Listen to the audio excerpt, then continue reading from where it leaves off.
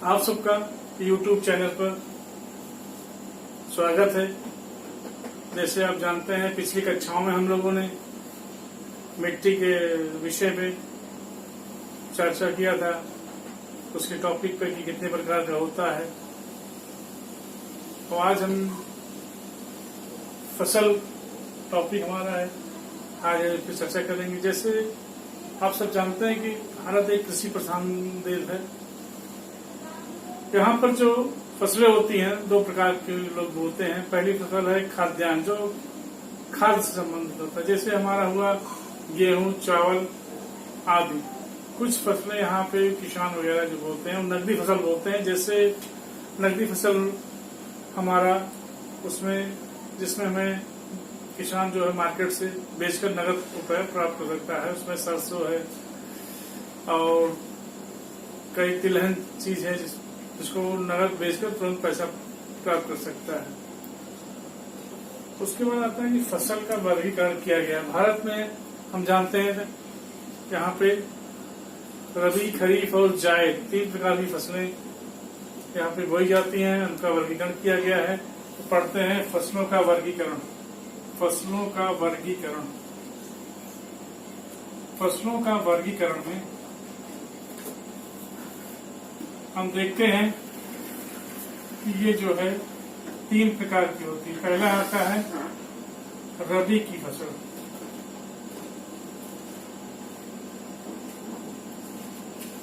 रबी की फसल जो है ये आपका, इसमें हम देखते हैं कि आपका ये अक्टूबर से नवंबर तक बोया जाता है।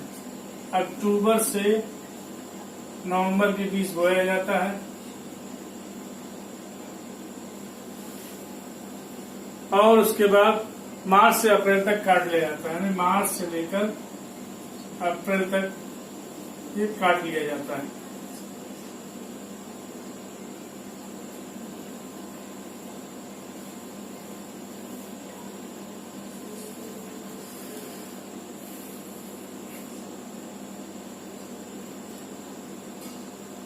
अब आता है इसमें रबी की फसल में गेहूं, जौ, इसमें गेहूं आता है, जौ की रबी के बाद आता है यहाँ पे जो वो आता है, ये आपका रबी का हो गया। अब खरीफ की फसल है। खरीफ की फसल, इसमें खरीफ की वो जो फसल होती है ये जून जुलाई में बोई जाती है और सितंबर से अक्टूबर तक इसका कटाई हो जाती है। यानी हम कह सकते हैं ये जून से जुलाई तक बोई जाती है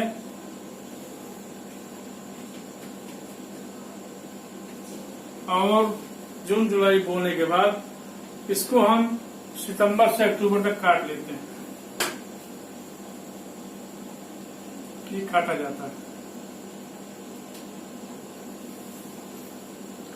इसके अंतर्गत जो आता है मुख्य फसल इसके, वो आता है चावल,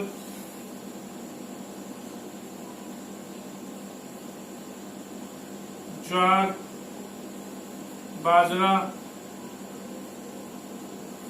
आदि।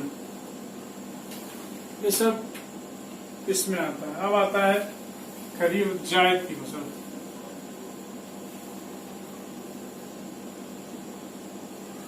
जायद की जो फसल होती है, ये फसलें जो है आपका मार्च से अप्रैल तक बोया जाता है और इसमें जून जुलाई तक काट लेते हैं। यानी कि ये जो फसलें होती हैं ये मार्च से अप्रैल तक बोई जाती हैं। यानी मार्च से लेकर अप्रैल तक बोई जाती हैं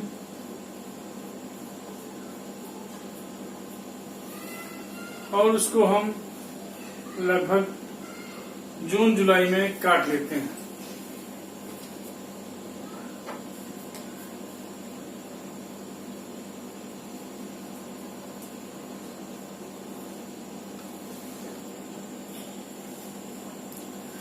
तो जैसे अभी चर्चा की है, जायद की फसल मार्च अप्रैल में बोते हैं, जून जुलाई में इसको काट लेते हैं। और इसके अंतर्गत आता है खरबूज, तरबूज, ये सब आते हैं। खरबूज, तरबूज आदि फसलें आती हैं। तो अब हम इसको करते हैं कि हमारा जो है पहला आता है रबी की फसल। रबी की फसल जो होता है वो अक्टूबर से नवंबर तक इसकी बुआई होती है, मार्च से अप्रैल तक ये काट लिया जाता है। इसके अंतर्गत गेहूं हो गया, जौ हो गया आदि आते हैं, आदि फसलें इसके अंतर्गत आती हैं। खरीफ की फसल जो जून जुलाई में बोई जाती है, सितंबर से अक्टूबर तक ये काट ली जाती है। इसके अंतर्गत जो फसलें आती हैं वो चावल, ज्वार, बाजरा, ये सब सारी फसलें आती हैं। जायद की फसल में हम देखते हैं ये मार्च से अप्रैल तक बोया जाता है और जून जुलाई में ये काट लिया जाता है। जैसे खरबूज, तरबूज, ये सब हम अक्सर जानते हैं, ये सब गर्मियों में उसको मार्च अप्रैल में बोते हैं, गर्मियों में वही जून जुलाई के आसपास वो काट लेते हैं। अब इसके अलावा होता है इसमें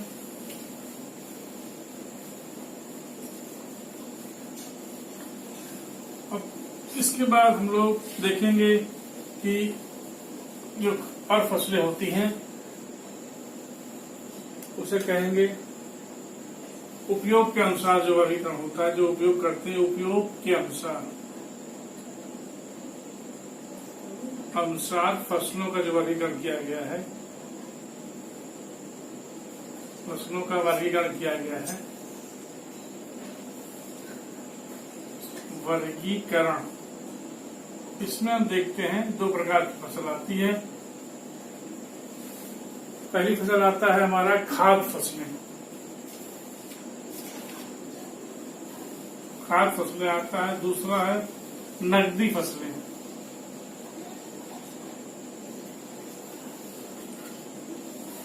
तो खाद्य फसलें ये होती हैं, ये फसल किसान जो है इसका उत्पादन जो है मुख्य रूप से भोजन के रूप में करता है। इसके अलावा इसमें दाल वगैरह भी शामिल है। तो गेहूं, चावल, दाल, ये सब हमारे खाद्य फसलों में आएगी। गेहूं हुआ, चावल हुआ, दाल हुआ, ये सब खाद्य फसलों में आती है। और अब आता है कि नकदी फसल क्या है। तो इन फसलों को जो उत्पादन होता है इसका मुख्य उद्देश्य होता है कि इन फसलों को बेचकर धन प्राप्त करना। किसान ये फसल इसीलिए होता है। इस प्रकार जो फसलें होती हैं, जैसे आपका हुआ सरसों हुआ, तिल हुआ, सरसों, तिल आदि जो फसलें होती हैं वो नकदी होती है। इन्हें बेचकर जो है किसान धन प्राप्त कर लेता है। अब जो आते हैं फसल चक्र। फसल चक्र क्या होता है? फसल चक्र जो होता है, जैसे आप जानते हैं फसल मतलब जो हम बोलते हैं, चक्र मतलब साइकिल। तो साल भर में या 2 साल में जो बार बार रिपीट होता है, या कुछ कभी हमारा देखते हैं किसान लोग अरहर या आदि वगैरह बोते हैं, उसके बाद अगले साल वही फसल नहीं बोते हैं। यानी कहने का मतलब फसल चक्र एक निश्चित अवधि में किसी निश्चित क्षेत्र में फसलों को इस क्रम में हम उत्पादित करते हैं कि कृषि की जो है उर्वरक शक्ति जो है कम न हो। इसको उदाहरण ले लें, जैसे किसान जो है पहले साल वो अरहर की फसल बोता है, जो गहरे जो जड़ होती है उसमें, उसके बाद कम जिसकी जड़ें होती हैं, जैसे आपका गेहूं वगैरह हुआ, इस टाइप का फसल अगले साल। वो नहीं कि अगर इस साल हम जिस खेत में हम अरहर वगैरह बो दिए हैं उसी खेत में फिर अरहर नहीं बोते हैं, उसको चेंज कर देते हैं फसल का, जिससे उसकी उर्वरक शक्ति बनी ही रहती है। तो ये जब तक उर्वरक शक्ति बनी है तभी तक आपको फल देगा। जब वो उपजाऊ कम हो जाएगा तो वो बंजर टाइप का हो जाएगा।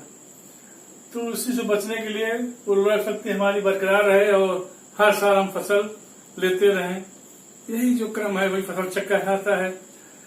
तो जैसे हम क्या करते हैं फसल चक्र में हम देखते हैं, फसल चक्र में देखते हैं, इसमें पहले हम बीज का बोना, पहले हम बीज को बोते हैं। इसके बाद हम क्या करते हैं, इसकी सिंचाई करते हैं। सिंचाई के बाद हम इसको सिंचाई जब करते हैं, देखते हैं कुछ दिन बाद फसल में वृद्धि होती है, फसल वृद्धि होती है। फसल जब वृद्धि होगी तो फसल वृद्धि के बाद उसको और उपजाऊ बना देंगे, मिट्टी को उपजाऊ बनाना, उपजाऊ बनाना जिसे कहते हैं। अब उपजाऊ बनाने के बाद जब फसल हमारी तैयार हो जाएगी तो इसकी हम कटाई करते हैं। कटाई के बाद हम फिर इसकी अब देखते हैं फसल हमारी कट गई इस साल की, अब उसके बाद नई फसल वही नहीं बोते हैं, तो इसे होता है फसल नियुक्ति। फसल की अब दूसरी फसल कौन सी बोई जाए इसके बारे में करते हैं, कहते हैं फसल नियुक्ति। जब फसलों का चुनाव कर लेते हैं तब हम भूमि वगैरह की जुताई या तैयारी करते हैं, यानी भूमि की तैयारी करते हैं। अब भूमि का जब तैयारी करते हैं तो हम बीज लेते हैं, बीज नियुक्ति करते हैं कि कौन सा बीज सिलेक्शन करते हैं, कौन सा लिया जाए, बीज नियुक्ति कौन सी फसल बोई जाए। फिर वही क्रम आता है, यानी हम देख रहे हैं एक साइकिल बन रहा है साल भर का या 2 साल का, जिससे हमारा फसल तो प्राप्त हो रही है प्लस हमारी मिट्टी भी उपजाऊ बनी रहती है। तो ये सर्किल बीज बोना, फिर सिंचाई, फिर हर यही सर्किल बार बार होता रहता है। इसी कहते हैं फसल चक्र, यानी क्रॉप साइकिल। अब इसके कुछ सिद्धांत होते हैं, कौन कौन से हैं। फसल चक्र के जो मेन सिद्धांत हैं वो कौन कौन से हैं, देखें जरा। फसल चक्र के सिद्धांत,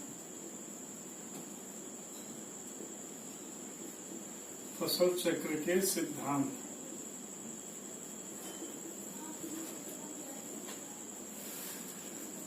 इसमें हम देखते हैं जो भी फसल हम लेते हैं, फसल बार बार जब बोते हैं, इसमें पहली चीज होता है कि हमारा अधिक खाद वाले जो फसलें हैं उसके बाद कम खाद वाली फसलों का हम इसमें चयन करते हैं।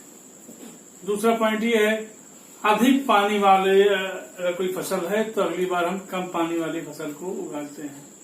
तीसरी बात है, अधिक निराई वाली या गुड़ाई वाली फसल होती है तो हम इसमें कम निराई वाली वो फसल का हम इसमें बोलते हैं। तो पहला हमने बताया, आप इसमें पॉइंट अगर लिखना चाहें तो पॉइंट वाइज आप लिख सकते हैं कि इसमें अधिक खाद वाला है फसल तो कम खाद वाला, अधिक पानी वाला है तो कम पानी वाला फसल हम बोएंगे, अधिक निराई गुड़ाई वाली फसल है तो कम निराई गुड़ाई वाला फसल इसको बोएंगे। अब नेक्स्ट आता है कि फसलों का उत्पादन जो हम करेंगे सिद्धांत में, तो बाजार के जो मांगे हैं उसी के अनुरूप हम करेंगे। ये सब इसके मेन प्रिंसिपल है, सिद्धांत है। फसल चक्र के लाभ, यानी फसल चक्र में चक्र के लाभ।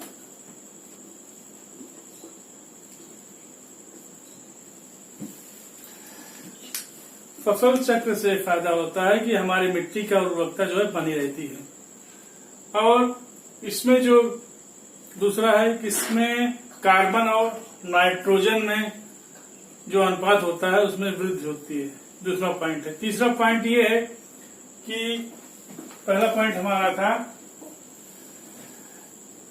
कि ये हमारी मृदा की उर्वरकता को बरकरार रखता है। दूसरा है ये भूमि में जो हमारा कार्बन और नाइट्रोजन का जो रेशियो है उसकी वृद्धि अनुपात में रेशियो में वृद्धि करता है। तीसरा है भूमि संरचना में जो होता है तो उसको सुधार करता है। अगर फसल बोते रहे बार बार न बोए तो मिट्टी का कटाव जो होता है, मृदा अपवर्तन वगैरह ये सब इससे बचाव करता है फसल। इससे एक लाभ ये भी है। चौथा पॉइंट है इसमें पीएच मान या क्षारीयता जो होती है वो उसमें सुधार करता है। अगला पॉइंट है इसमें कि अक्सर हम क्या करते हैं, अगर फसल चक्र का ये लाभ होता है कि भूमि में यदि विषाक्त या जहरीले पदार्थ अगर एकत्रित नहीं होने पाते हैं तो ये इसके मेन पॉइंट है। अब आते हैं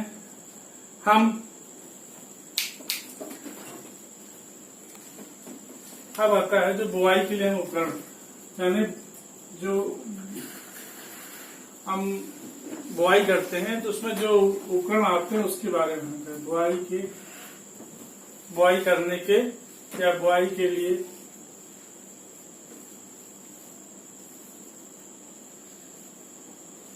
प्रयोग में आने वाले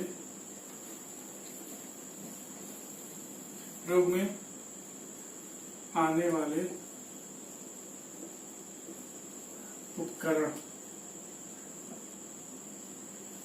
तो ये हमारा जो है पहला आता है, हम अक्सर जानते हैं, पहला आता है कल्टीवेटर। कल्टीवेटर जो होता है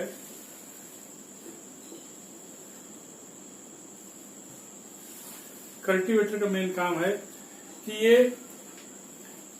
खेत की जुताई अच्छे से करता है और मिट्टी के ढाल को तोड़ के बढ़िया भुरभुरी टाइप कर देता है। ट्रैक्टर के पीछे बहुत पुराना है, आधुनिक उपकरण आ गए हैं, ये काफी पुराना हो चुका है। और ये हल भी एक पुराना है। दूसरा हल पहले लोग सिंगल यूज करते थे, अब का उसके बाद डबल हुआ, इसको बैल वगैरह में लगा के खेतों की जुताई की जाती थी बहुत पहले। लेकिन अब ज्यादा खेत होने से बैल जो है ना हमारे जानवर रह गए हैं ना कुछ, अब इसका जो है चलन कम हो गया हल का। तीसरा आता है मिट्टी का पाटन।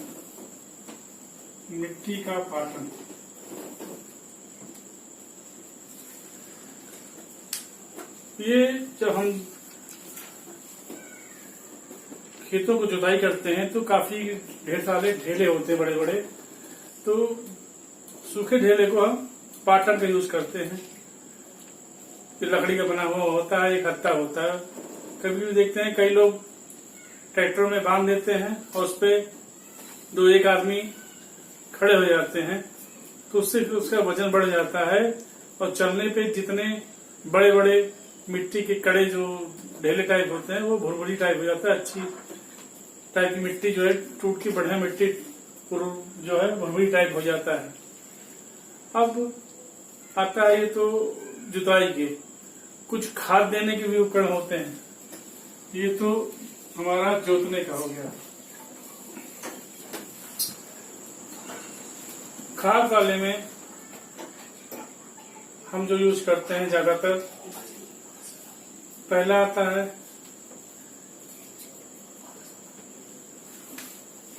कि एक आता है स्प्रे पंप।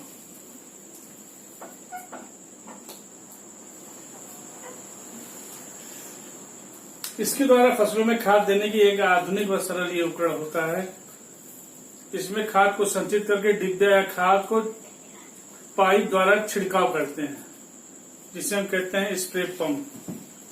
स्प्रे पंप के बाद आता है डिबलर।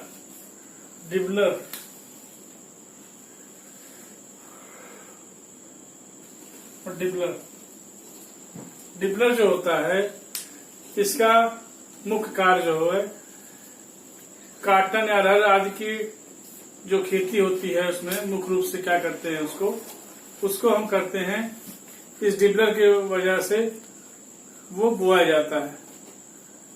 इसके बोने से डिबलिंग करने से हमारा फसल में जो वृद्धि होती है उसको 80% तक बढ़ाया जाता है। इसी तरह हम तीसरा काम है ट्रैक्टर द्वारा भी छिड़काव करते हैं। जो ट्रैक्टर होता है हमारा उसके द्वारा भी ट्रैक्टर द्वारा भी हम क्या करते हैं, खाद का छिड़काव करते हैं। और कुछ ट्रैक्टरों में आता है सॉइलिंग बीज बोने की मशीन भी आती है। बीज बोने की मशीन आजकल देख रहे हैं। बीज बोने की मशीन में ट्रैक्टरों में कई प्रकार की, जिसमें खाद पानी या जुताई एक साथ